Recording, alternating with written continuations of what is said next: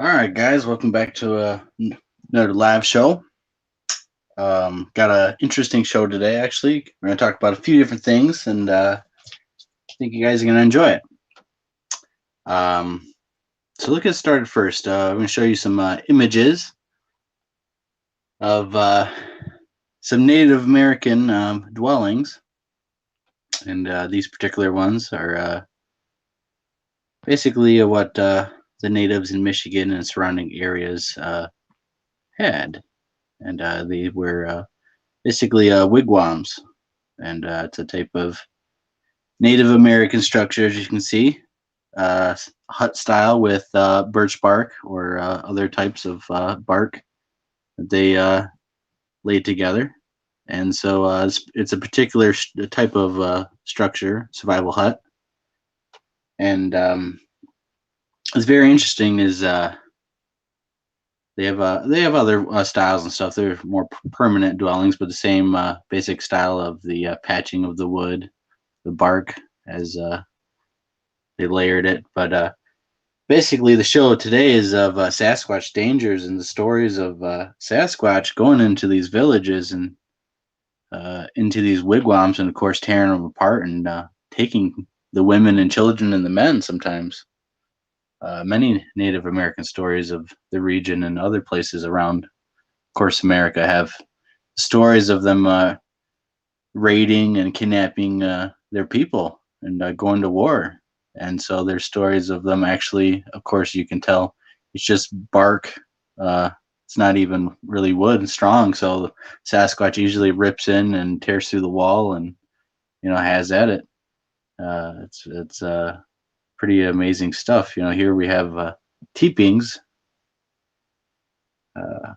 style of Native American dwelling, but it still doesn't offer any protection. And the natives would say that the Sasquatch would peak at the very tops of the teepees, the openings for the chimneys, the smokestacks, and would try to peer in, and they would watch what was going on.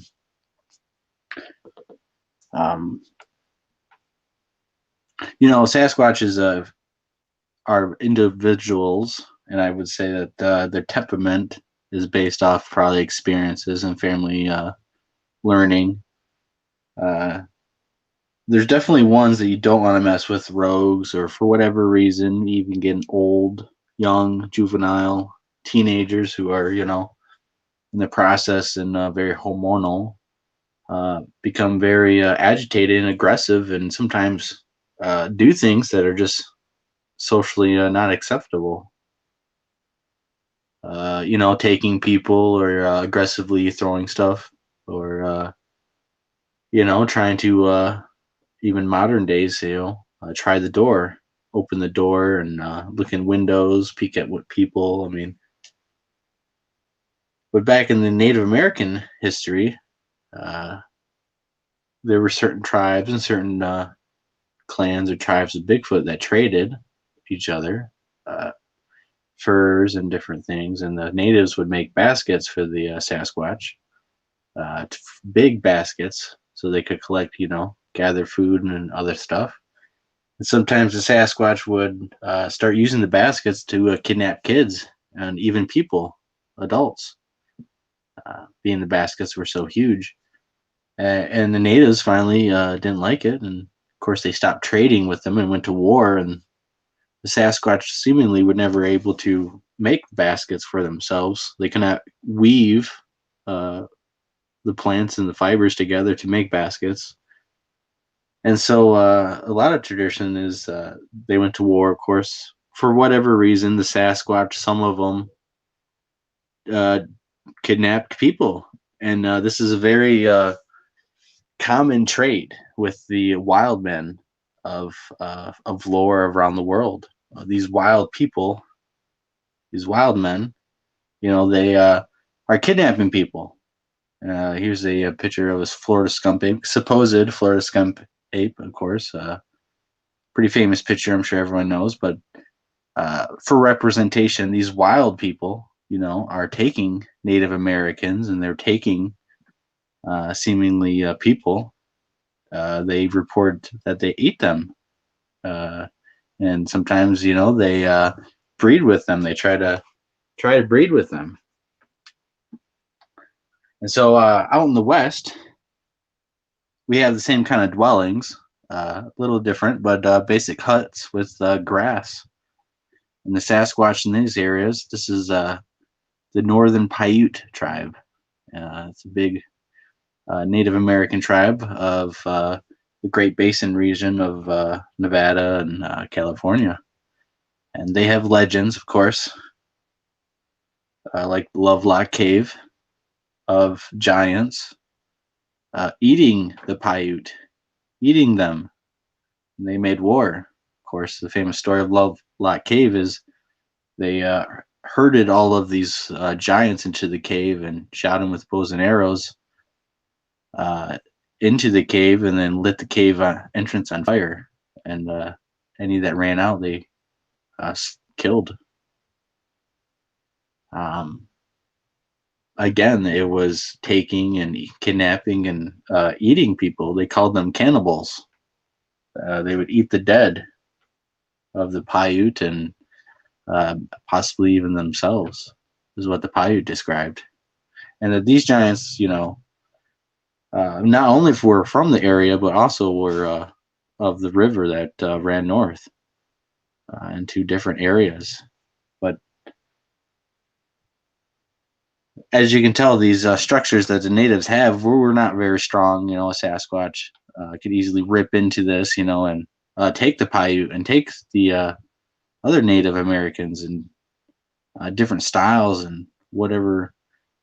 Even the villages that they had constructed with more of these bigger structures. The Sasquatch would come into the village and slaughter all of the people and maybe leave one person that would run away to another village, a more village like this, structured village or tent village, that he would warn these people what happened as a warning, not to, because the tribe, a brave, a warrior, killed a Sasquatch and they destroyed the village, which led to, of course, many different conflicts. And you're talking, this is oral traditions, oral history of thousands of Native American tribes, all different. They speak different major language groups, but you have dozens and dozens of the same language group, but speak different dialects and have different spellings of words and how to say words. So they all have their own particular mythologies and actually particular origin stories that are very different than the actual language origins that they speak, which is very interesting. You have a lot of lost knowledge and history that we do not have for the thousands of tribes that died of diseases, of course. But what we do have left shows us that this land in this area of North America and Canada, and even down to Mexico and beyond, of course, all of the New World has a very long history of conflict and warfare, not only with Sasquatch, but also with the different tribes, different cultures, going back thousands and thousands and thousands of years. Recently, they just discovered, and their theories on how old the first people coming over to the Americas and the first people in certain areas of the country are getting pushed back further and further back, more and more, and they're finding stuff that predates everything, and it's very interesting because if you look in the history books and you try to look up history of Native Americans, the official history of Native Americans only is documented a couple hundred years back, which is, like the 1600s, the 1500s. It does not go back, thousands of years. Now, but if you look into the Native stories, they have different stories of different generations that go back way, way, way farther. But it's not accepted, of course. So it's interesting that scientists don't take Native Americans' oral traditions or what they said they seen in the land, the animals, and everything else more seriously, because they only perceive their Native American history as a couple hundred years in terms of their stories and of what they did. I mean, you look at all of them, then they say, well, they just spent the last thousands of years hunting and gathering, but they do not have any of the cultural stories that they have of like the Greeks and all this, and of different tribes around the world. It's blocked. It's cut out of history. It's censored, really.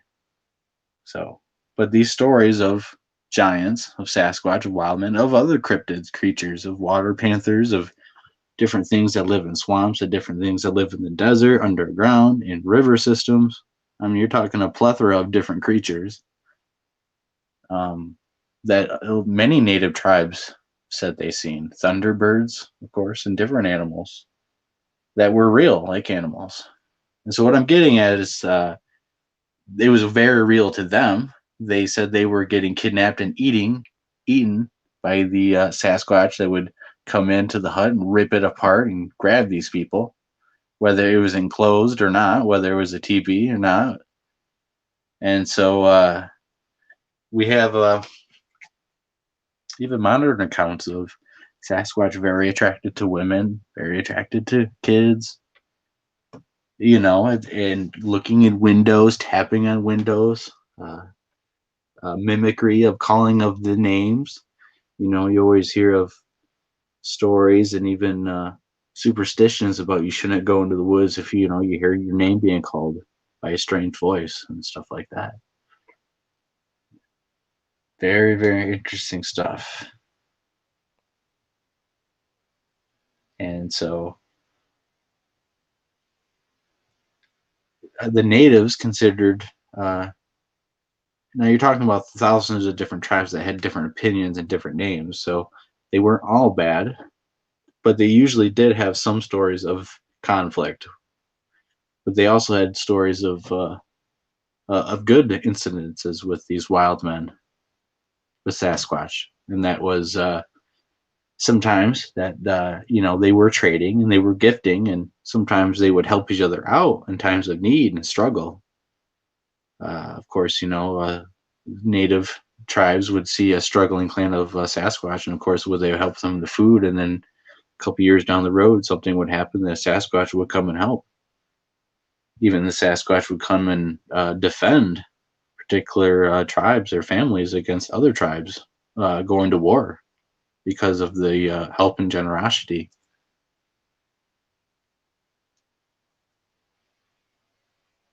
It definitely seemed like there is some type of relationship that did happen. It did occur, but there was definitely a broad spectrum of interactions and outcomes, both good and bad.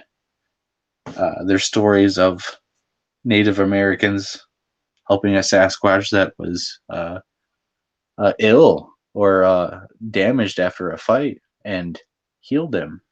And that Sasquatch began to tell her, of course, in the native language that she spoke, that he would help her, and he would always come to a particular stump in the woods, and he would present food for her, basically at the full moon of every month, enough food for the whole month.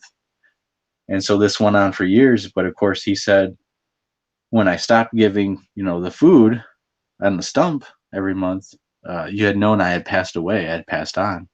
So, of course, this went on for years. And then one day, of course, the food was not on the stump, and the Native American woman knew that her friend had passed. So you have a very wide variety of stories, of course.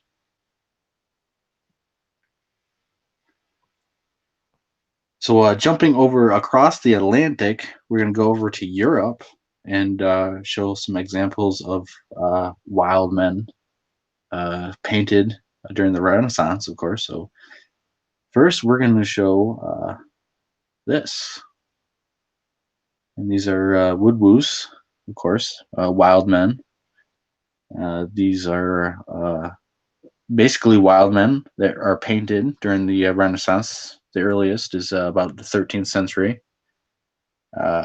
Descriptions, of course, of them are basically just wild, hairy men. They usually had clubs.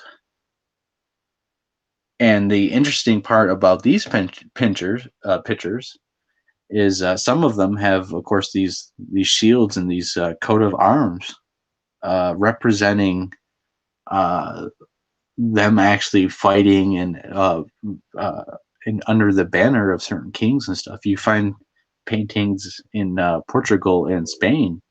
They have coats of wild men and coats of arms and shields that were actually considered part of society,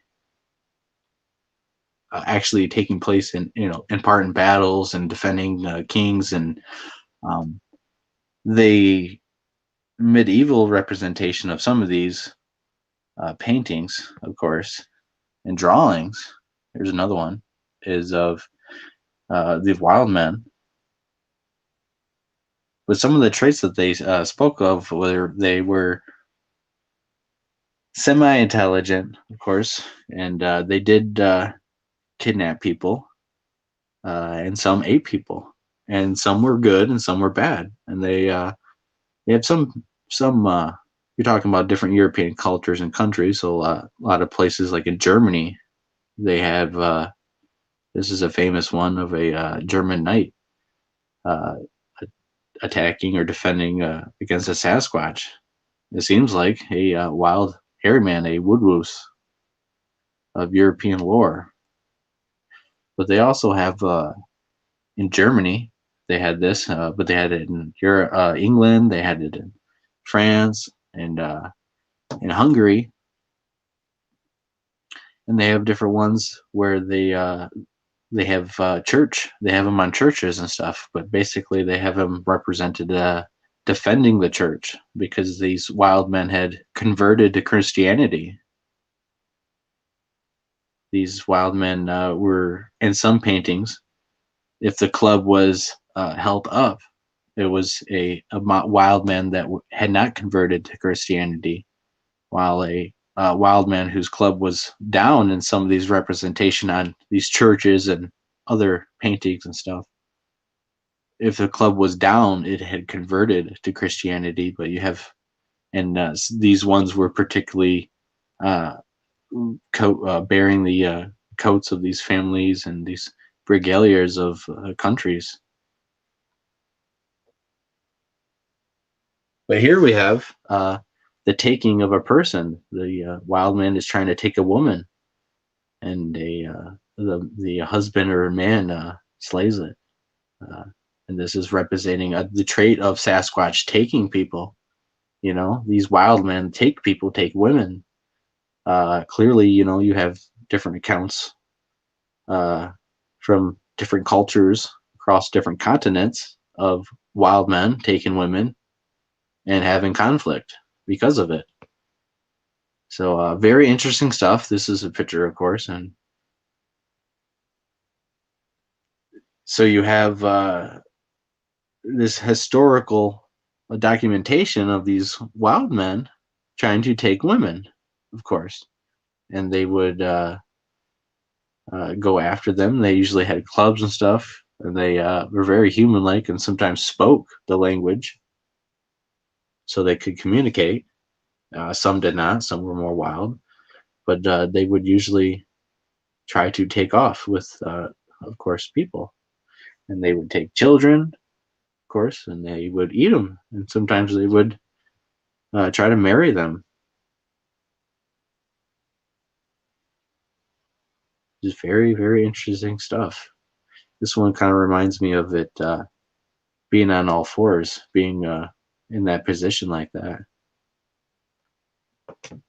And these wild men were said to live, across Europe and beyond,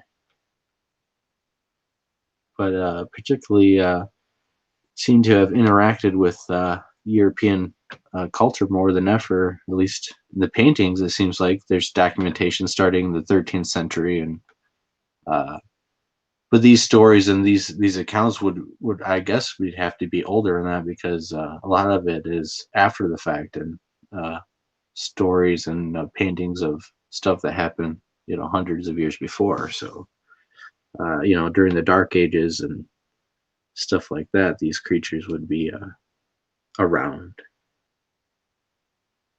Yes, yes, that's right, Michael.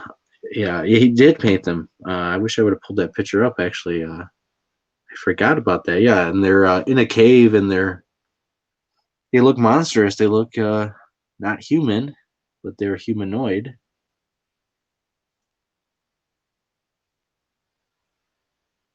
So it's yeah, it's very good, interesting representation that they had, of course, of them attempting to kidnap people, and of course, no one wants to be kidnapped, especially your girlfriend, your wife. I mean, and battle, of course, ensues, and you actually have documentation of knights spearing, attacking, and defending against these wild men, which look like Sasquatch by all representations. I would say the only difference,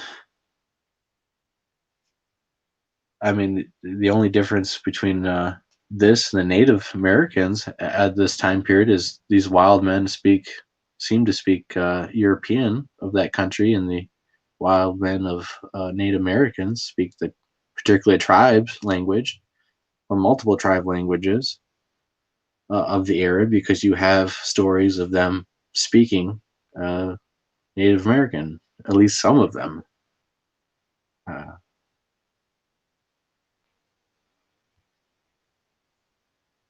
just very interesting, of course. In this particular one, you see like a family group, and at the very top right, you see a wild man with a club about to attack, and I think it's a very interesting position. I mean, it's just a huge lumbering figure, and it's good representation of a Sasquatch with a club. I mean, I guess the only difference between this and Native American cultures is there's not too many representations of the natives versions having clubs and stuff. Most of the time, they uh, just used their hands, and so these wild men,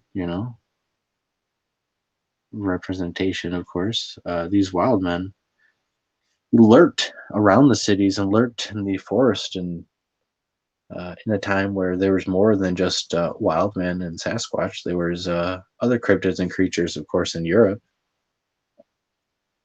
I'm not saying like vampires and stuff; those are legends and wars. But more interesting stuff was more monstrous type of wildlife and fish and all that stuff. But in the Native American cultures, of course,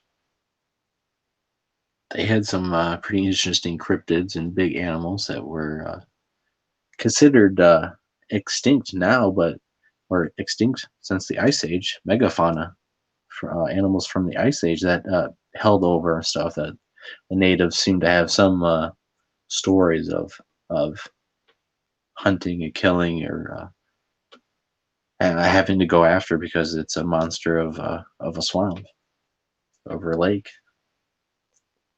or rivers. Rivers uh, have a lot of monster stories, and water and rivers and caves and water in caves is very dangerous aspect, deadly aspect, and rivers in general do take a lot of lives. Of course, there's a lot of Native American stories and actually different cultures around the world of people swimming in particular dangerous bodies of water and rivers and lakes and being pulled down by type of humanoid type of person, wild men, giants in some cultures, and drowning people. Uh, it's very interesting in Hawaii, in particular. There is a particular deadly lake, body of water. I can't remember which island, of course, but it has taken a number of lives, and most renowned is U.S. Navy sailormen. Uh, a couple, definitely decades ago, but of course, the story is basically, and a lot of it is, you're swimming in this body of water with your friends, and all of a sudden, someone sees this huge mass come up and pull this person to the bottom and drown them, and then the body, of course, floats back up, and the person's dead. And in these cultures, rivers and bodies of water hold a lot of power and grace and danger, particularly that that the it kills you. The body of water kills you. It takes people and stuff. You have a lot of people saying that. Uh, it was just a person was there, and now something came up and took them. You have European cultures talking about trolls that live, under bridges and in water, or under the water in caves.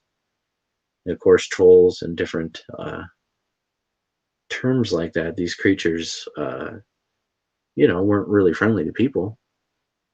You have the little people, yes, of course, that were a part of Native American culture and European culture. The only difference is being the languages that they spoke and the technology and tools sometimes, because in European cultures, sometimes the little people were as advanced as the Europeans themselves, which, they had little swords and little tunics and capes and insignias and stuff like that. So it's the Native Americans were more Native American style, and sometimes the little people had their own different culture styles of representation. But it's interesting that you have two of the same things across the Atlantic, across two different cultures and totally different perceptions of reality. Native Americans being more spiritual and nature, and then European society was, beginning of Christianity, of course, and a huge time frame move before Christianity, of course, and all these different beliefs of little people and different cryptids, basically. But they did regard them pretty as real. A lot of different paranormal things, ghosts and banshees and goblins and dragons, of course, and maybe they were leftover dinosaurs or relics of the megafauna time and different things like that. Who that would have been basically a monster, but it's just a known animal that lived during the Ice Age, of course. So I think a lot of that could be happening and stuff, and a lot of stuff must have been. I mean, seeing is believing. You don't really make up stories of little people. If generally, and that's so widespread among different cultures and continents, unless something was going on.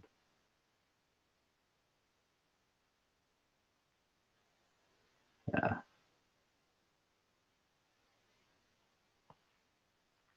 and a lot of stories of these wild men, living in caves. Of course, the Greeks called these some people troglodytes, which were hairy men in caves, barbarians or hairy people in caves that were cave dwelling.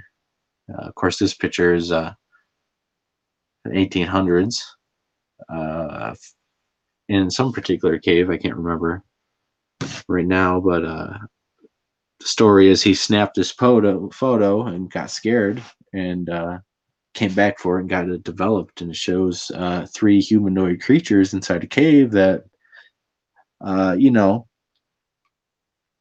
appear to be Sasquatch looking, appear to be uh, definitely humanoid. And what are they?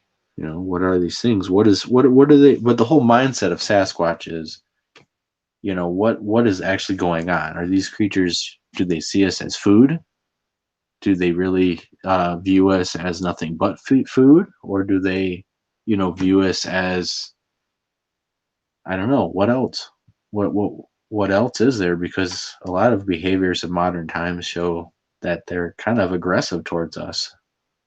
The data does show that a lot of activity is, rock throwing or aggressive screams, bluff charges, following people out of the woods, paralleling people, peeing on people, destruction of property, looking in windows, harassing people, um,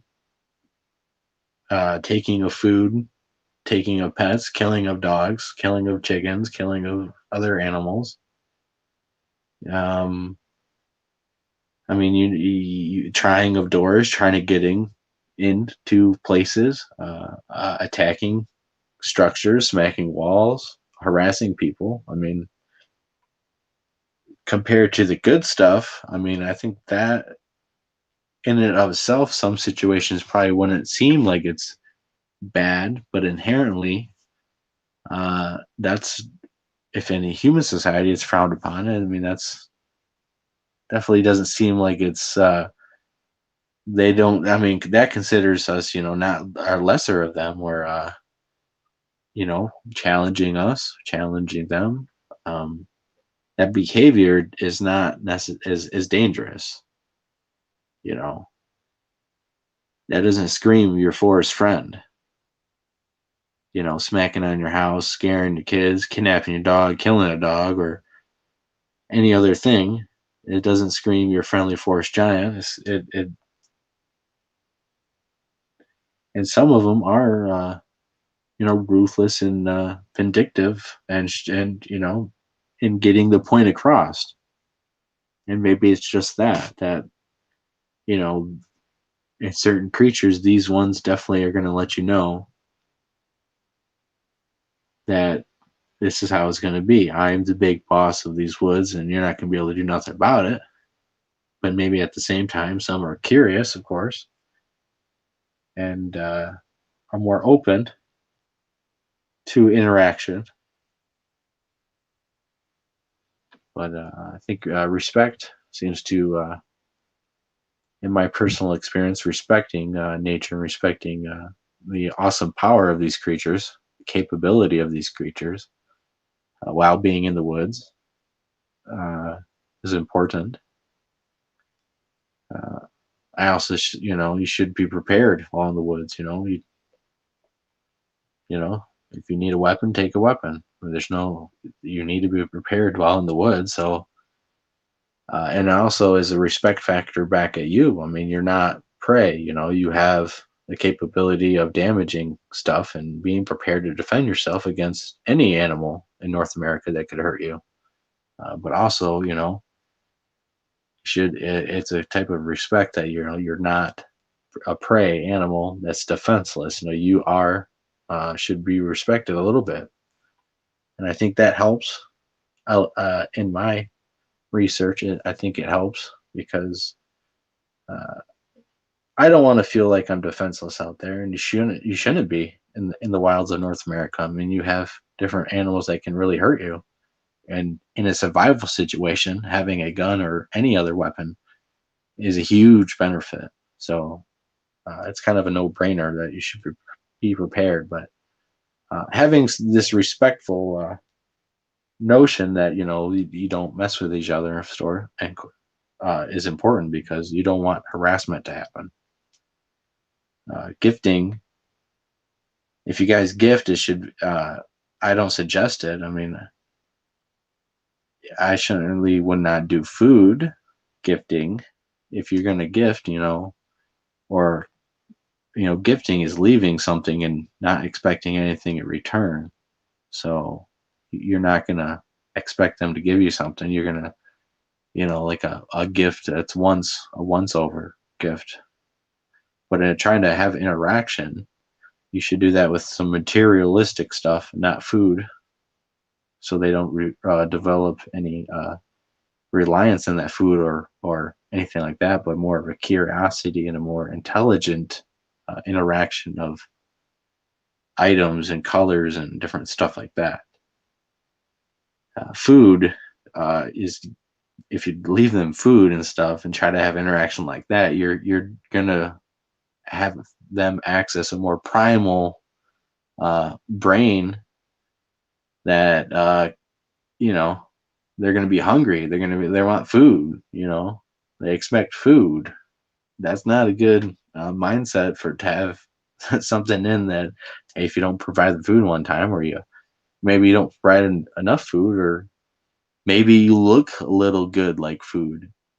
You don't want these creatures to be in that mindset when they're around you. You want them to have a little bit more of respect and caution and curiosity and intelligent interaction, more playful interaction, not have them think food is on the mind and in their belly, because it's a dangerous situation. It's kind of dumb too. But it's very dangerous, I think.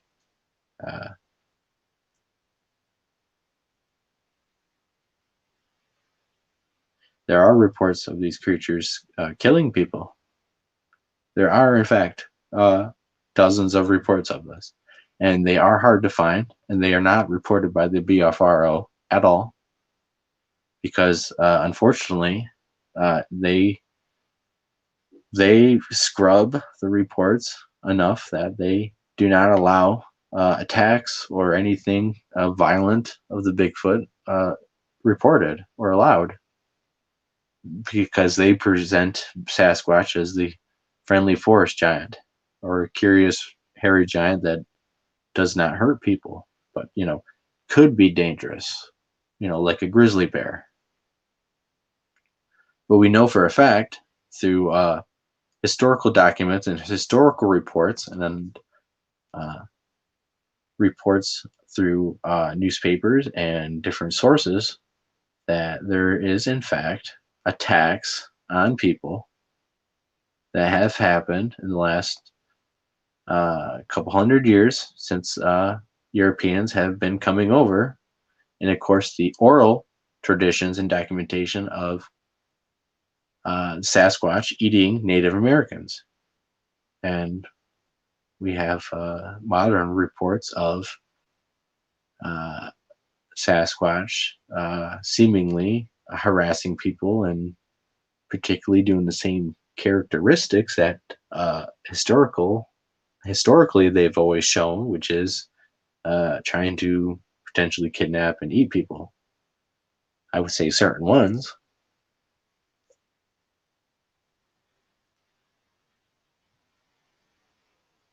What do I think about the woo behind them? Well, I don't know. There's a lot of stuff that could be said, and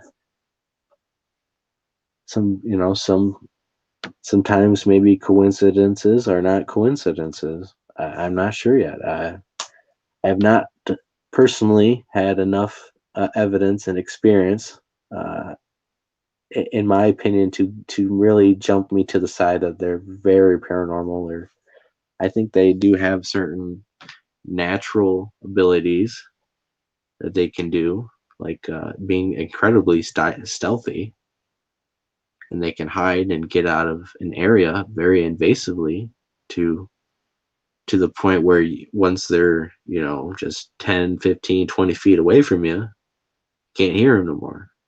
I've personally experienced that. I've personally experienced orbs in the same area as Sasquatch, but I can't contribute that to that being a Sasquatch in orb form.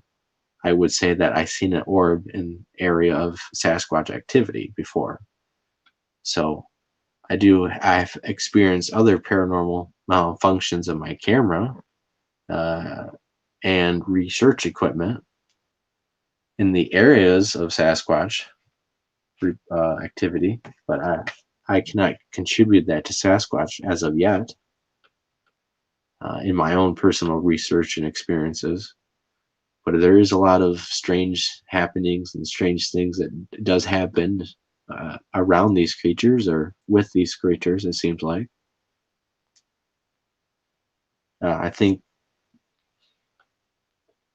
that could be another very dangerous aspect if the woo side of all of this is real. You have these creatures with all these capabilities. It makes me feel that they are not your friendly forest giants or your friendly forest orb shape shifting, mind speaking creatures that are friends with humans. It seems like it's a deceptive front uh, display of something that is showing you all this glitter and glamour, but yet you know nothing about, and you don't know if it's good or bad. So I would be very cautious when dealing with all that, because in my experience and stuff with these creatures, I have yet to fully see and experience just what they are. What they truly are thinking or seem to be uh, looking like, and what the expression on their faces are, and being around them and actually seeing them at night and what they encounter up in the UP. Uh, it still is a mystery on what their true intent is and what they are truly out there thinking about us. And there's still a huge mystery. I don't know. We don't know anything about them. I don't know anything about them any more than my experience, and it's still not enough to say if they're good or bad. I mean, they're just neutral at the most. In my experience, I have not had any bad experiences, truly aggressive experiences. They've always been curious and they've thrown stuff and they've pushed over stuff, but not in an aggressive manner, but more of to see what we would do, I guess. And of course, the experience I had with up in the UP with Jason uh, Kenzie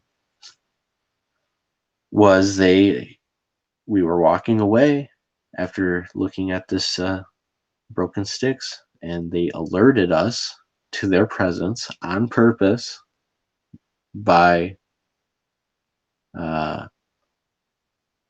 running for a little bit through the woods, of course, and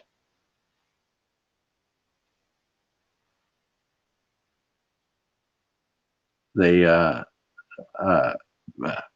made themselves known, basically scattered as we turned around. It sounded like they scattered in place, and I raised my gun up, of course, and looking uh, for anything, thinking it was a bear, but realizing, of course, that uh, Jason actually said he's seen something. He's seen it by a tree peeking at us. Of course, this photo is not of that expedition. This is actually a photo of my good friend and buddy Val's Vala, the Gum Show guy, Michigan Bigfoot and Reports Facebook group. But the Sasquatch we seen, Jason seen it first, was tree peeking at us about 60 feet away at nighttime. We had our lights on it. Uh, and I put my gun away, of course, because realizing what was going on, and they were not doing anything bad. I put the gun away, and we proceeded to watch and look around. But we watched as one Sasquatch was peeking at us, and a smaller one was under it. So if you can imagine one looking like this, but another one about where that green bush is at the very bottom where you can't see it, another one was looking at us. And this was, of course, 60 feet away, and we could see massive heads, silhouette of them. And I mean, it happens so fast. It's happening so fast when you're actually there. But when look back at what we recorded and try to film, we were watching them for 5 minutes at least, and 5 to 10 minutes, and we actually the full encounter was about 15 minutes because we walked up towards the tree where they were. They disappeared, and trying to speak to them, trying to talk to them in native, and trying to get any kind of other response of evidence that we can catch on camera. Of course, we get back to the spot where we first seen them, and Jason turns around and seen something standing on the trail, humanoid shape, drop down and spider crawl away, and it really shocked him.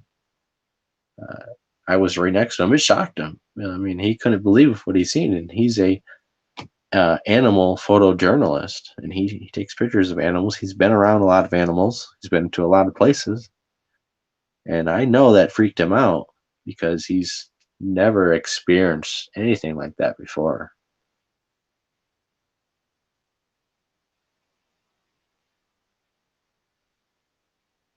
So the synopsis of that story, of that encounter, is these creatures did a direct encounter, a direct interaction towards us to see what we would do, and with us being calm, cool, and collective about ourselves, not freaking out, not pointing my gun, shooting off, and doing this, and getting scared and shaking, and the gun's going all over. No, my gun was actually pointed at the ground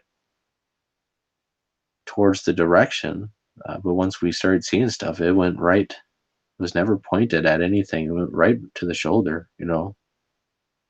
But again, that respect, that the potential of that, that I have, I think, played into that, because the gun didn't matter. They still had interaction. They still let us see them 60 feet away. I mean, that thing was so close.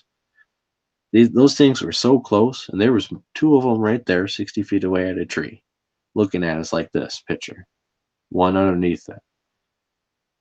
And there was at least another one behind us because Jason's seen it. And there was probably more.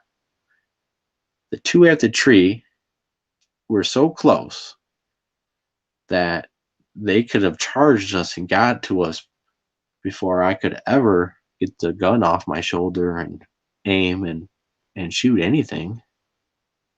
I'd actually have to rack a bullet because I don't carry my rifles in the woods chambered. I play it very safe. So there's no way I'm defending myself with the Sasquatch that close. But they just stood there and let us watch them, and they were turning and stuff. They were tree peeking at us a little bit, but the one at the bottom, its head would turn, and it would turn around and look behind it, and I could see it. It could turn around and look at us again. I could see it's massive. It's a massive head. I mean, you're talking, a huge pumpkin-sized head.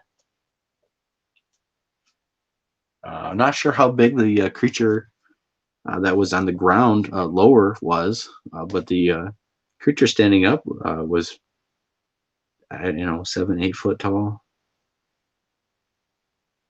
My head was on a shoulder.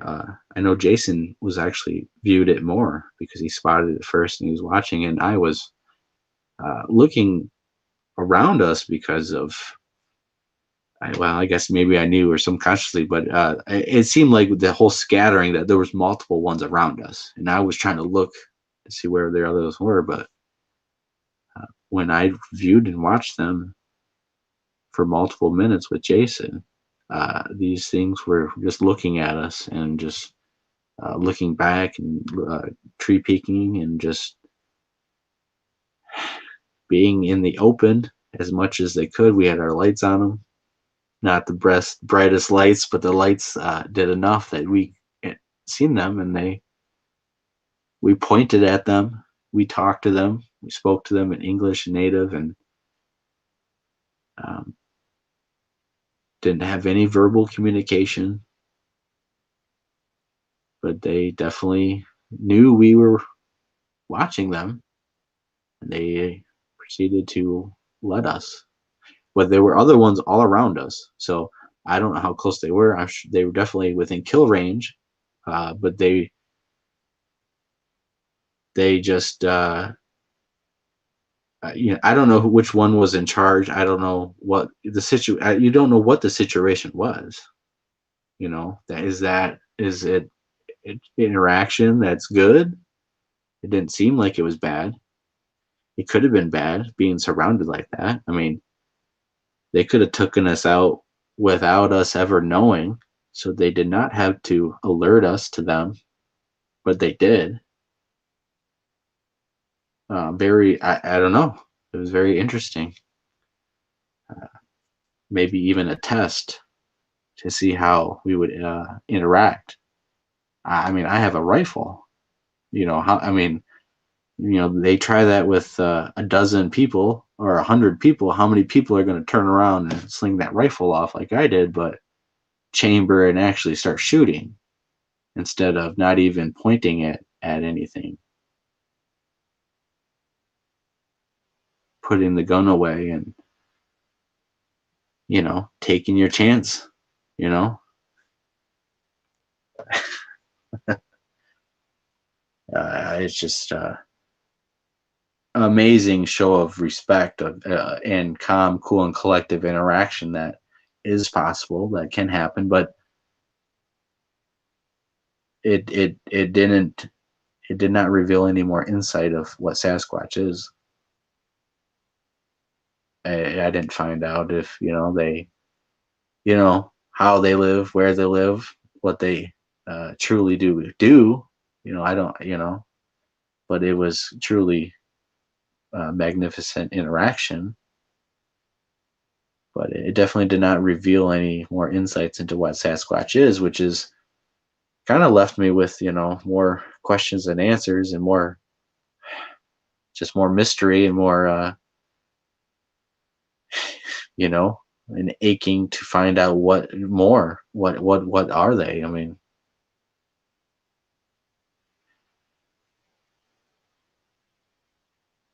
yeah, it's just very interesting. So but I'm always cautious while in the woods because of the Native American stories I hear, the European stories and different cultures of giants and these wild men that do kill people, that do kill men, that do eat men, eat women and children, and breed with women, and you seem to have offsprings that are viable and happened.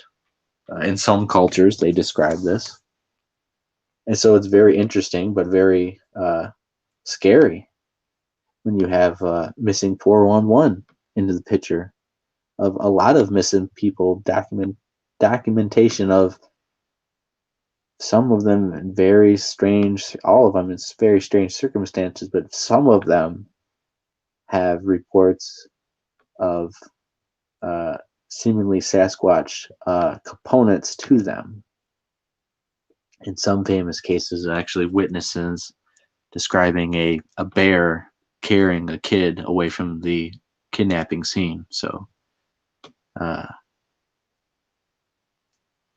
it continues to happen. There is missing people clusters, hotspots. There are people that go missing all the time. I highly suggest you subscribe to Can-Am Missing 411, David Paulides' channel, because he does do updated and stuff missing people all the time. I mean, You're talking about thousands of people, thousands of cases that are kept hidden and trying to be kept under the rug, so people do not find out what's going on. And I think it's more in Sasquatch, of course. It definitely more is more than Sasquatch. You definitely have other cryptids out there. I'm sure doing things maybe paranormal. Uh, I do know there's other cryptids out there. I have seen a creature similar to this, very similar looking, 7 foot tall. I seen him before this picture came out. It was actually before the creepy pasta, the rake, came out. But the creature looks the same as this and is described as the rake. But I had called it the stick man because its arms were so skinny, like this creature here. I remember this picture coming out, and a lot of buzz, of course, was buzzing around when this came out, and I just was like flabbergasted because it was one of the first good representations of this creature that I had seen. Whether or not this photo is real or not, most people think it's fake. The creature I had seen, it looks very similar to this. Its arms, how skinny they are exactly the same. Its bald humanoid face is exactly the same. Its upper body and stuff, I'm not sure because I did not see the upper body as well. I can tell you that's the same head and basic face what I had seen in the backyard of my country home here in Michigan. Uh, and it's nowhere special. It's not on a mountainside in Canada, in British Columbia. This is everyday America, countryside, farmland. I had seen one of these creature like this.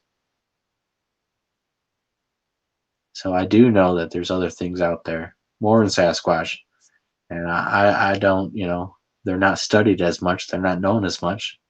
Interactions, from what people have shown and had interaction, is they're not friendly. The interaction I had was it was just tree peeking at us, looking at us, and we went back inside. But yeah, Gene, I also had seen a dog man, I guess. I don't like saying dog man because whatever it is, it definitely is not a dog.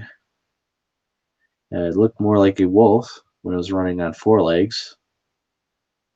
Exactly like a wolf when it was on four legs because I thought it was a coyote crossing the road, but got in the middle of the road and it was huge, massive, a massive body. But its mane, on the top of its, like a dog's mane when the hair raises up, was heavy and not raised fully up, but it was a pretty massive mane on the animal. Uh, as it crossed the road and was beginning to run into the field, it stood up and it began to run like a person. And it, I don't know if that's showing up. I'm trying to show this picture, but anyways, it was my size, I would say 6 foot tall, at least.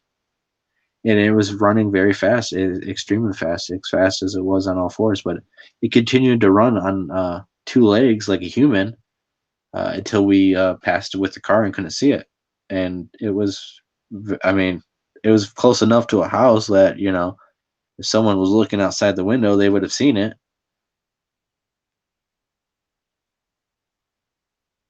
It just blew me away. I don't know. I had the GoPro right there. If I really, I guess, tried to even more than being in shock that I was, I could have filmed it, but having the kids and girlfriend at the car witnessing this, you know, it's not a good idea to probably stop the car and try to film this creature. I mean, I don't know what it's going to do. It might come back and what if there was more right there?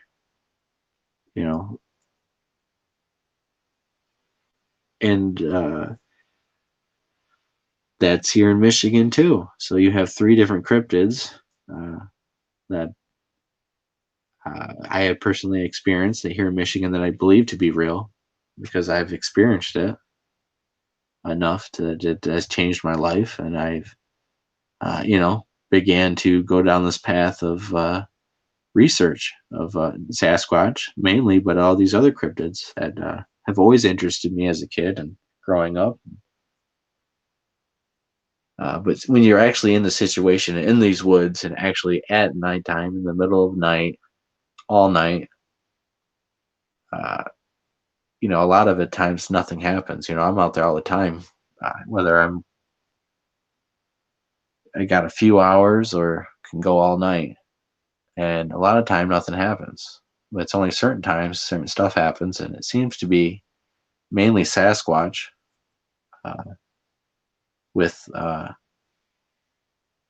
some very rare instances of Dogman and whatever other creature, Stickman creatures are out there.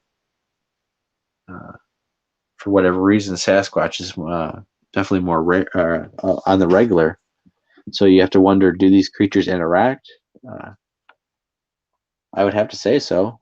I mean, Sasquatch, from my experiences, you pick up a stone and you go drive 5 miles or 5 minutes away from any town out in the country, and you go throw it, you might go hit a Sasquatch. I mean, they're pretty populous here in Michigan. It's not that they're rare. It's not whatever the numbers that some Sasquatch and the BF researchers and the BFRO throw out, that these creatures are so rare that it's a needle in a haystack. It's not. It's not the case. Here in Michigan and other states like Florida that I've been to, they are very prevalent in the areas, and they're very prevalent around human civilizations, neighborhoods, settlements. I mean, if you have a subdivision and it's right up against a forest or some woods, and you can get into the countryside, you might have the potential, and probably have the potential, for Sasquatch coming to your back door. If you have wild or wilderness or any kind of countryside, even if you're in the farmland, these creatures go through cornfields, they go through the crops, they eat them, they hunt in them, they sleep in them.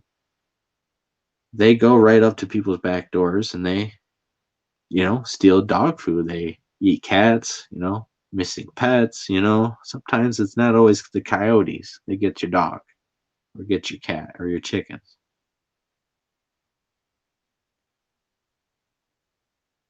We find that these creatures are not scared of us, and they're not really afraid to announce themselves and show us what they're feeling or what their intent is with how we're in the area, with getting us out, yelling at us. I've had an interaction where I've said this previously. I shot at a possum trying to hunt coyotes, possum being legal tender. Also, I missed the possum, but Sasquatch, a male Bigfoot, started yelling at me, and it sounded extremely human. But the point is, it did it right between 4 houses in the country. I mean, these houses aren't so far away, but they're far away that no one heard him. I guess because I asked everyone, no one did. But this creature is screaming at me in between houses in the country, and very close to the house I was at, and the neighbors across the road. So he was not afraid to let me know that I guess what I did was wrong to him.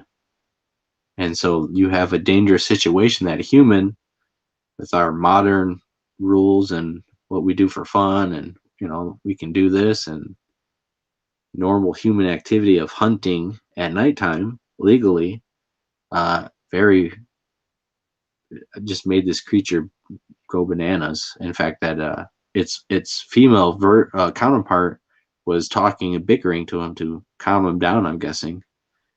I've told this many times, but the synopsis of it is, when I shot it, it yelled at me 3 times, but it took me the 3rd time to realize It wasn't the neighbor that's yelling at me. It was mumbling caveman jibber jabber.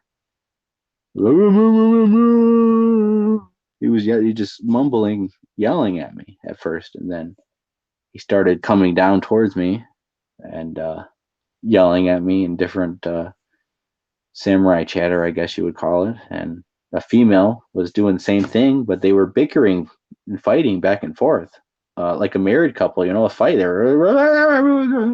She was all over the place, very feminine sound. It sounded female. You could tell it was a female. You could tell it was a male. They were very heated and emotional in exchange, and they were communicating in a very human way, very, you know, human way. I mean, it's a human characteristic of the way they were communicating. It wasn't like ape gibberish. It wasn't monkey talk. It's not animal. How animals they don't even communicate with language. They just communicate with body language and sounds and stuff that they interpret. But it's not a language like humans talk. They had the characteristic of a language that they were communicating to each other that was very human, not animalistic, very human-like. And so they got about 100 yards from me and went quiet. And about 15 minutes later of basically hearing them creep up to me, of a little snap here, a little rustle there, I went inside. Because it was a very dangerous situation. I was pretty scared. I mean, like, I know what it is. I've been researching for over a decade at that point, and it's just the bad situation.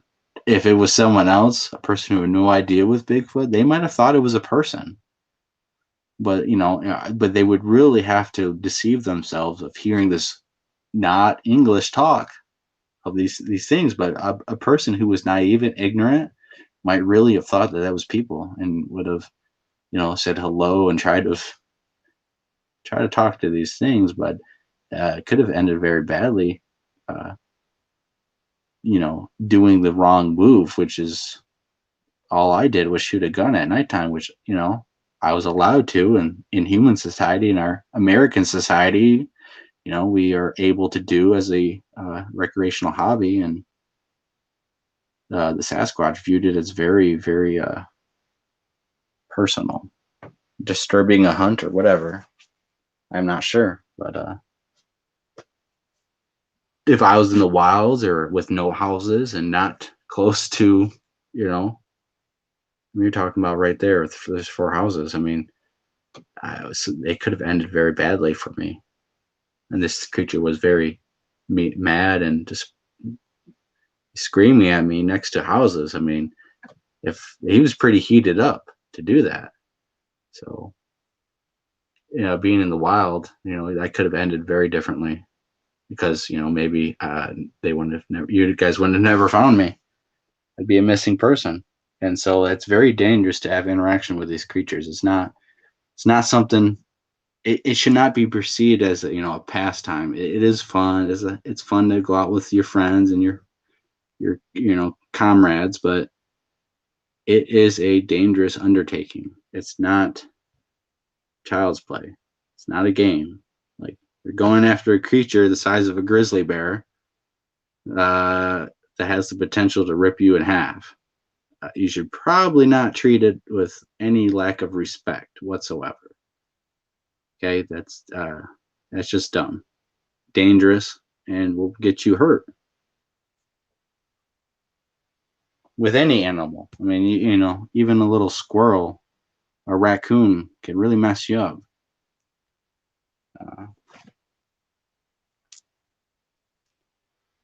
So right there's the email. You guys can message me and send reports. I'm always taking any sightings. If you guys have sightings, you can respond here in a report. Please include the time, the date, the weather, the uh, uh, area.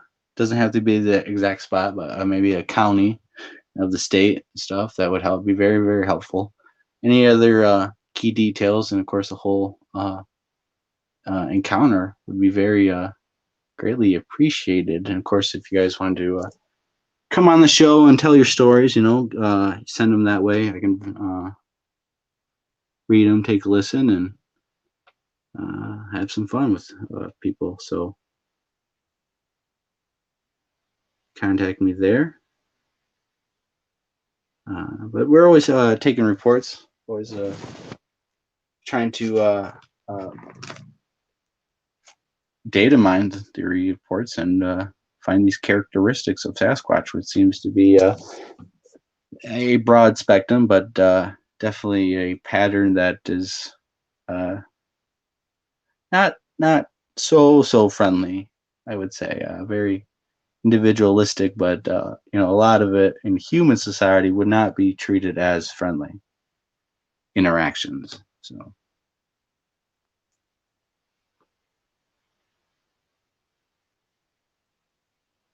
yeah. Well, the female definitely kept the peace in my experience that night. That's for sure.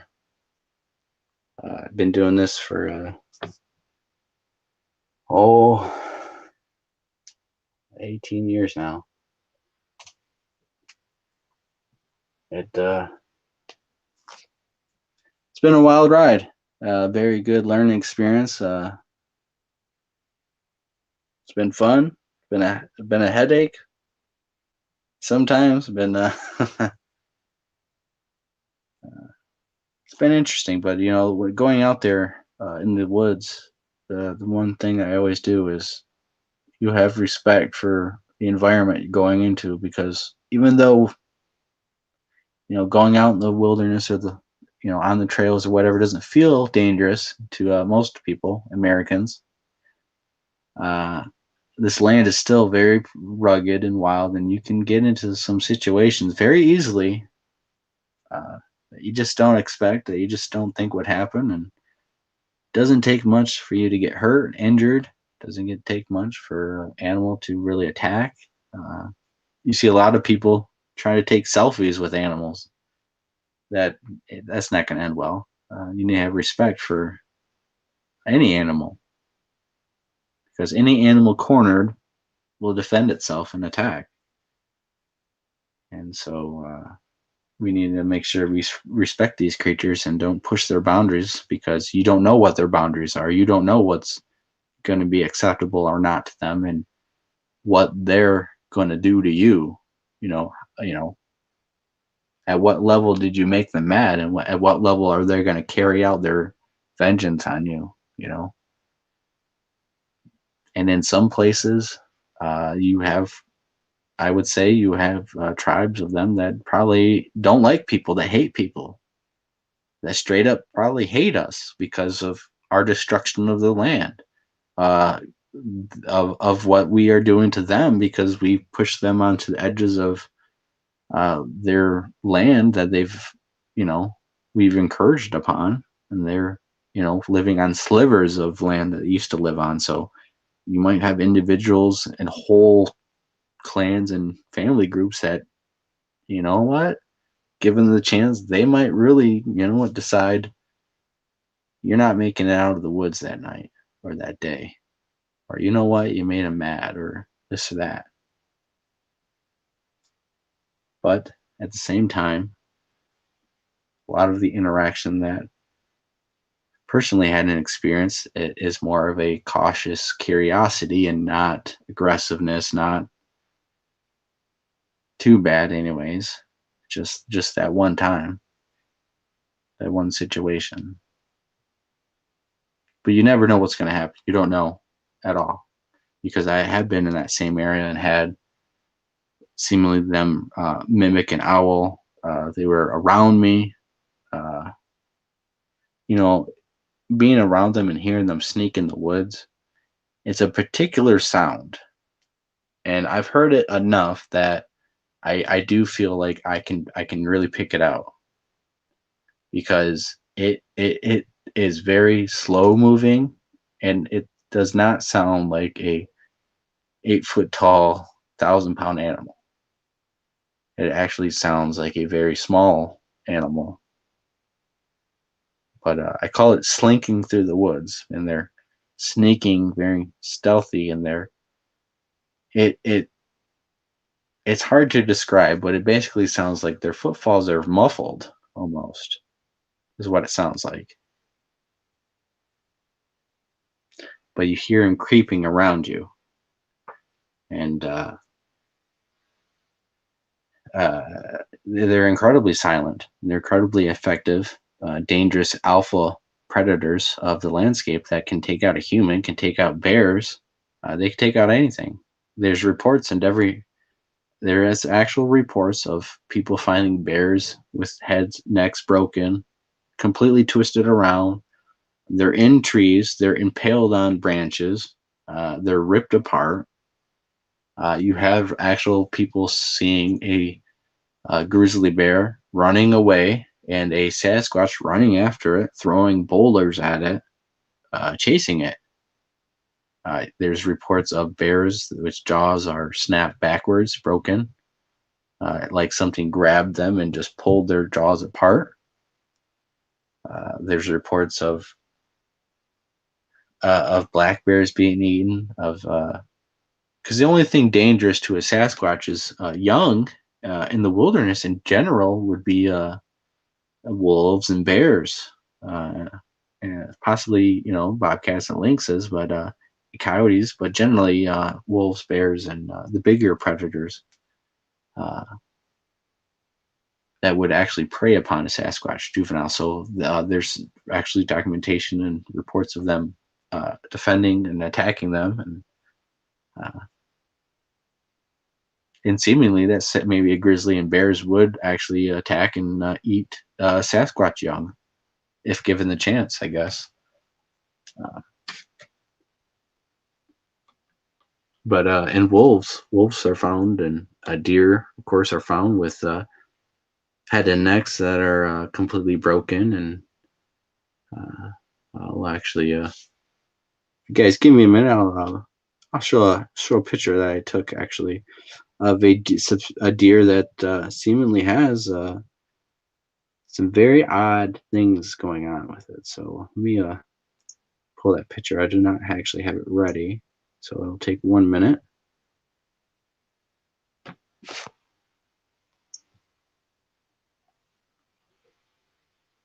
But it'll be good to show.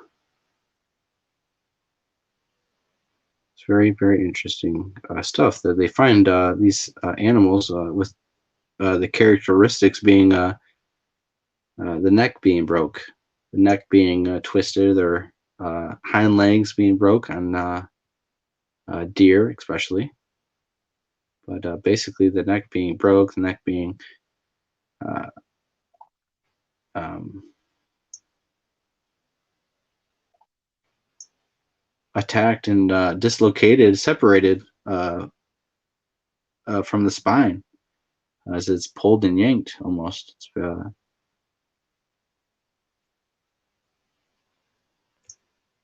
something else. And these reports are not, of course, are not on the BFRO website. These reports are scattered along the internet and scattered along people on Facebook who are saying this stuff and showing evidence. And even in some of these hunting groups, there's people showing evidence of a deer's neck twisted completely around clockwise. So these creatures are very powerful. They do kill things. They eat meat. They hunt with their hands, and they are very efficient. So I'm sure they know how to kill deer and any other animal, including humans.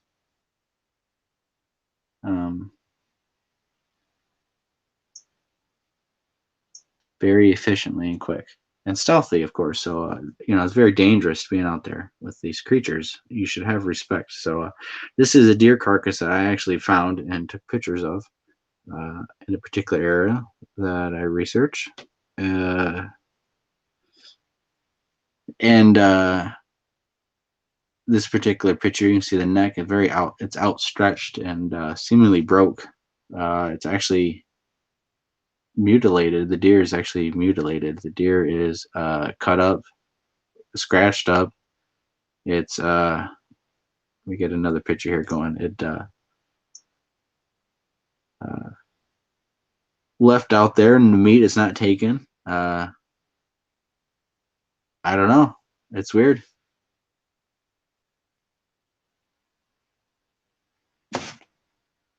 But yeah, I'll show the other pictures here in a video and stuff. But I've been holding on to this picture. I let this picture has actually been in the archives of evidence. This was found last year actually, but the body it's all cut up, mutilated. There you have a picture of its hide is ripped off, and it's right there, and it's still attached on the butt area, but it's ripped off. If a hunter did this, he left all the meat, didn't do anything with the deer that he shot. And actually, it would be very illegal to do this, the deer dumping and illegal dumping. It's very odd, not typical of any hunter. But this was placed at an entrance and was on a trail that I've used before many times, and was there's no footprints going up to it. I was the first footprint going into this area. There's no footprints around it or anything, and it was on the edge of the woods, in the edge of a parking area. And yeah, and I don't want to show too much of the photo. I don't want YouTube to get all mad at the graphic content that they sometimes try to get people with. So got to be careful with things like that, unfortunately. I've got some warnings on, I guess, some topics that I've even talked about, which is very interesting. And we have a conspiracy type of show, but it talks about a plethora of different topics that YouTube does not like. So sometimes you got to be careful about what you talk about. It is censorship, and it's very odd that they would censor Bigfoot topics. It makes you think that definitely the powers that be know there's something going on if they are censoring a small nobody YouTube channel. I mean, that's and other channels have reported it, and interference with government agencies and different odd and non. Everything seems to be a coincidence, and it's very interesting. Like, there are no coincidences, but in the Bigfoot world, with Bigfoot especially, it's very, very interesting. But it seems to be like the government definitely knows that they exist. They definitely are, I would say, monitoring the situation and possibly researching them. And there must be a national security reason why they keep it from the public, because that's what the government does, is national security. So they hide it from the public is because it is a national security threat or of interest. So what does that mean? What does that mean for Bigfoot, for us? What is Bigfoot? But the local governments and even local government operations of wildlife management, they know of these creatures. They know that they are in these areas, and they definitely are aware of them. And they are, you always hear about these kill teams going out to kill these creatures. But the flip side of it is, they are actually allowing these creatures to live in areas across many states and are not wiping them out. They are not killing them.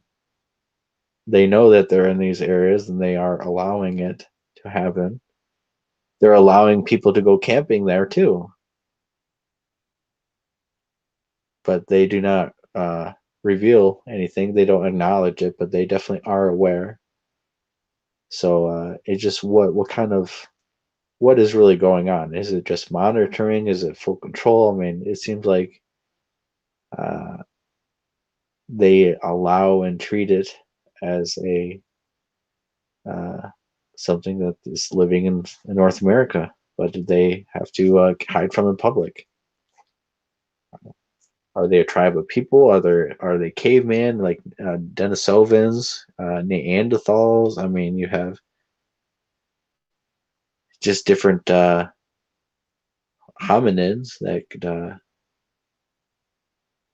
Are they hominid? Are they relics of a different time period? I mean, why keep it a secret? Why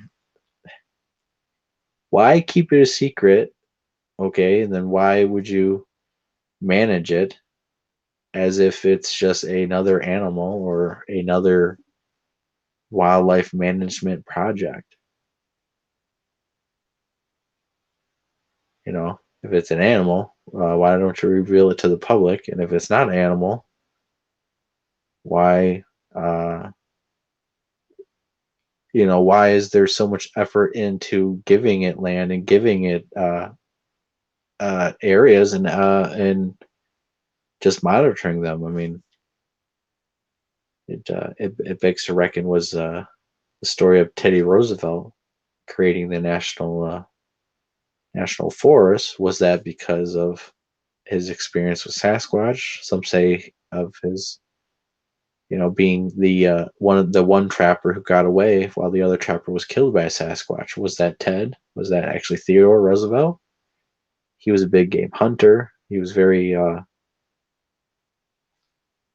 well versed in landscape and animals and hunting, and was hunting all over the world. But wrote a book, told the story of a Sasquatch killing a trapper. Some say that he was the one who got away, and regardless, I'm sure he's heard stories of Wildman, of Sasquatch, from the natives and from other people and miners. He was the president of the United States. He had the power to do so. Did he actually create these lands for the preservation of a lost relic of another time period, a creature of respect, of North American power, of North American relic history, uh, and another creature or animal of North America that he loved?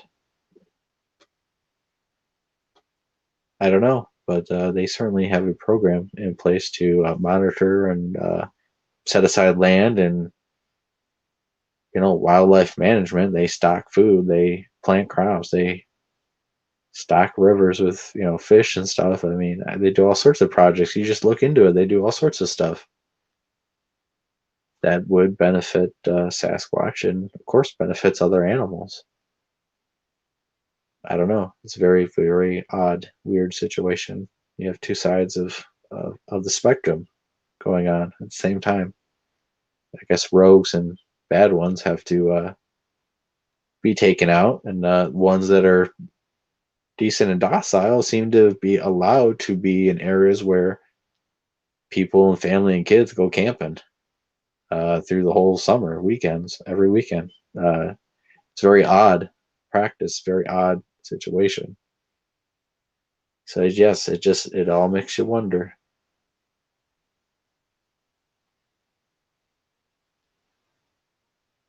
So how about some questions in the chat? If you guys got any more questions, let me know. I know I've been jumping around a little bit, not talking about the sole dangers of Sasquatch, but I wanted to talk about the different sides because it always seems like there's both good and bad to these creatures. So, but we never know what are they. The most we know about them, I would guess, comes from the Native American, different tribes telling them of them as cannibalistic giants, evil mountain devils, evil spirits of the forest. Then you have, good guardians of the forest, spirits of the forest, big brothers, big brother, wild men. You have them as another tribe of man that lives in the forest. So you have a broad spectrum of different stuff, of tribes and cultures describing this creature in Native American myth and legends and lores of these different tribes. From cannibal giants to elder brothers of man and an actual tribe of people that had interactions with natives that were good, not bad. So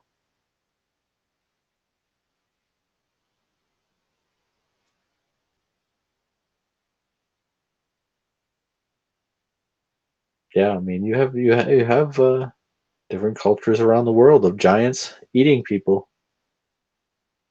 You have carvings in stone. You have different traditions. You have ancient Chinese stuff that these wild people did eat people. They did attack. They did kidnap people. So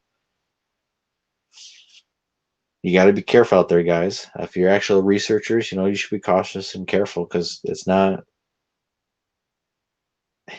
You're not going out there to photograph Bambi. Okay, you're going out there to trying to get evidence of something that's the size of a grizzly bear that can demolish you, can rip you in half, literally without much effort. Humans are very weak in the animal kingdom. We are among the weakest animals of our size by far. A deer, a deer can kill a person. A male deer with antlers, even a regular doe with hooves can beat you down and kill you and cut you up and stomp you to death. So a Sasquatch can do a lot more to you. So you should have respect. It's not a game. It's not child's play. It's a actual, real, very dangerous situation that can happen. You have, having these interactions. It is fun. It's cool. It seems, adventurous and is adrenaline filled. But the reality of the situation is, you have a very powerful creature interacting with you, and if something goes wrong, it can do massive damage to you, your property, and there is not much that it's going to stop it. These creatures are experts at what they do. They're experts at hiding. They're experts at hunting their own food in their own environment. And modern humans do not live in that environment anymore. We live in the modern society, in houses, in neighborhoods, in suburbia. We live on farms. We do live in wild places, but we don't live in the woods. Our instincts, our evolution is not in the woods anymore. And we are at a severe disadvantage when going into their living room and interacting with them. If something goes wrong, you are at a enormous situational disadvantage. And most times they just want you to leave. But if they don't want you to leave, you are most likely not going to. Even with a gun, if you really think about it as a hunter perspective, a North American game and animals are divided into classes. Class 1 is small game, bunnies, foxes, stuff like that, raccoons. Class 2 is medium game, which is deer, pigs. Class 3 is North American big game, which is grizzly bears, black bears, and polar bears are the very far reaches of that. Now, class 4 is African big game, which is thick animals, which is like Cape buffalo, rhinoceros, elephants. Okay. And those different classes, you have different guns, different calibers, different velocities, and how powerful they are to be able to take down these animals. So the higher the class, the bigger the gun you generally need. Sasquatch is definitely a class 3 and potentially on the edges or in the category of a class 4 creature, which you need a very big gun to take down. A class 3 creature, you're talking about grizzly bears.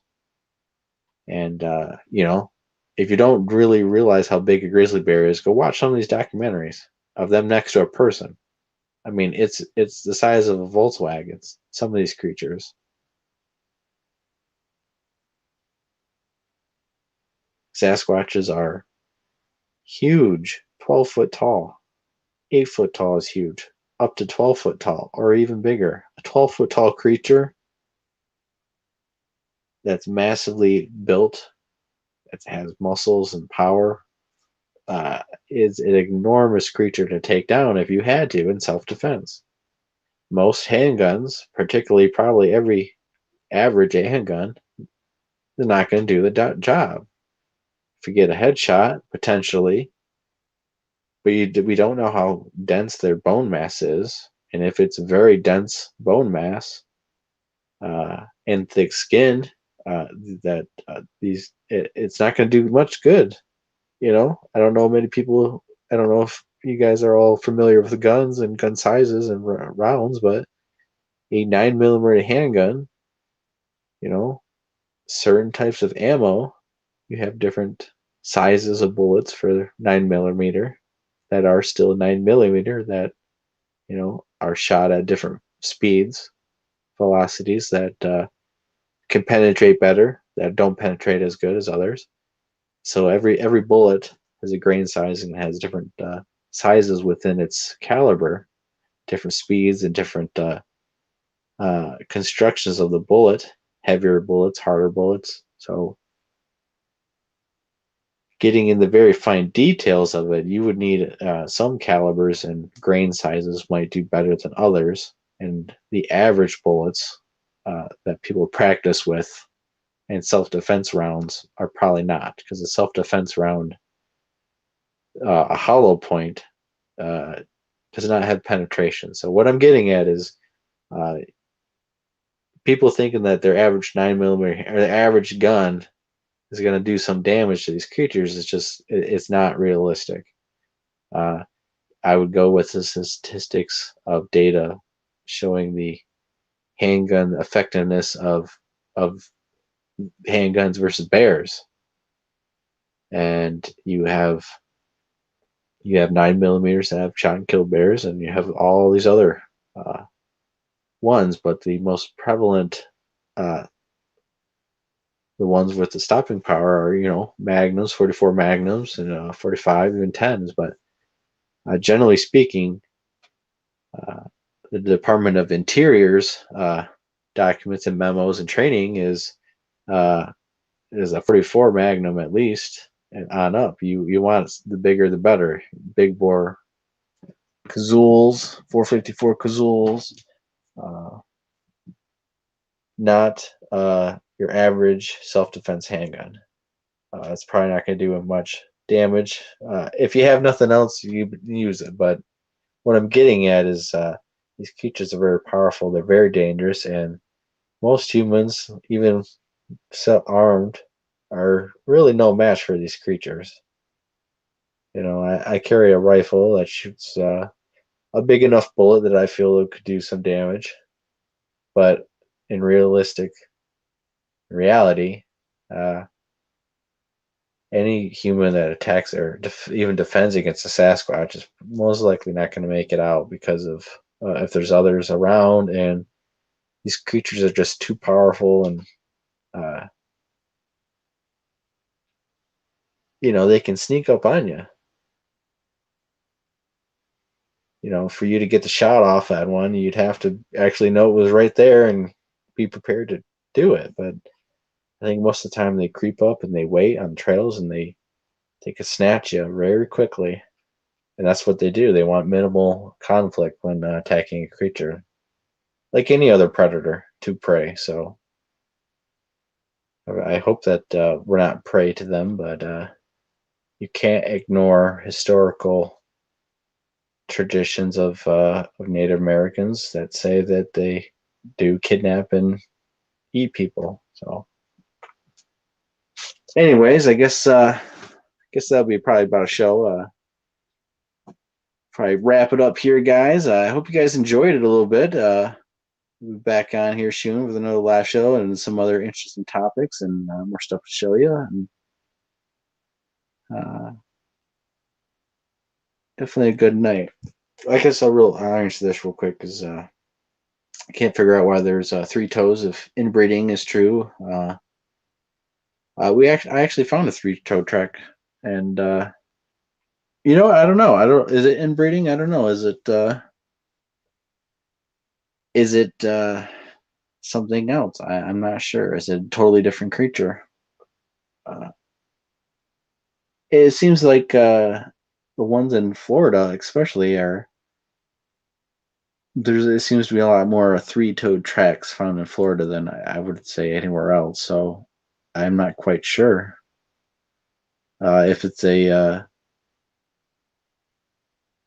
inbreeding issue. You would think that other inbreeding issues would come up, which would be apparent and would expose the species. Actually, if you have inbreeding, you would have aggressive retardation and aggressive traits, and you would have individuals that probably would not be in control of their emotions and would reveal themselves to humans in different situations a lot more than we have, which is they're very cautious. They don't reveal themselves at all, and they seem to go by a strict rule set when interacting with people that they learn at a very young age. So inbreeding, I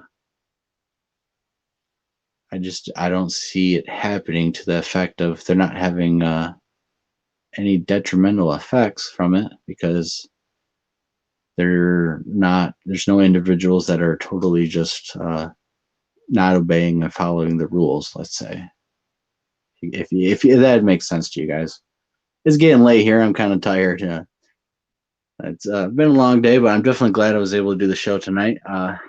Might do a show tomorrow night. I'm not sure. It just depends on how I'm feeling and what goes on with work, of course. But it's always fun to get on here and talk about Sasquatch and just different interesting stuff. It's always been a passion of mine. So I hope you guys enjoy it, and I have fun bringing it to you guys. So contact me here at the Lost Cryptids Conservatory at gmail.com for any reports you guys have, sightings, anything, topics you want to talk about, anything in general, just how to contact me and get a hold of the group. And we got some interesting things coming up. We'll have some events. We'll have some events for 2022, and I think you guys are going to enjoy it.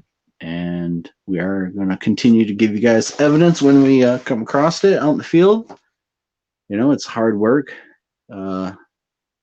Stuff does not happen all the time. We don't, can't find Bigfoot all the time, but we definitely are hoping and waiting to get some good interaction. And we got some videos going to be dropping here, and you guys are going to showing some encounters, some evidence that we've had. We're trying to really trying to get some great interaction. I mean, the goal is to get them on film, get them to show themselves during the daylight and on camera. I think definitely heading in the right direction. I think personally, it is achievable, and I hope, and it's not going to take a couple of years.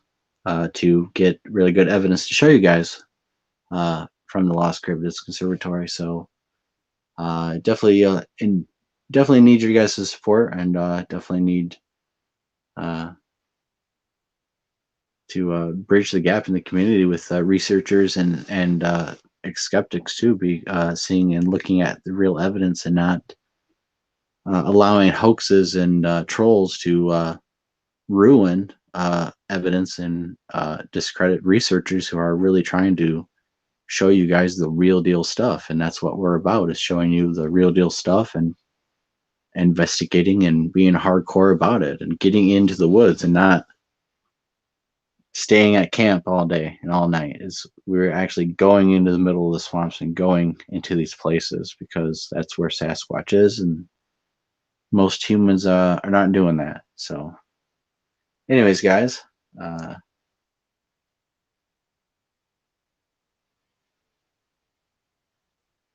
I guess so I got text messages, but yeah, anyways, guys, that'll be the end of the show. I had a lot of fun. You guys are always great. Hope you guys all enjoyed the pictures stuff, and a very fun and interesting topic for tonight. So see you guys later.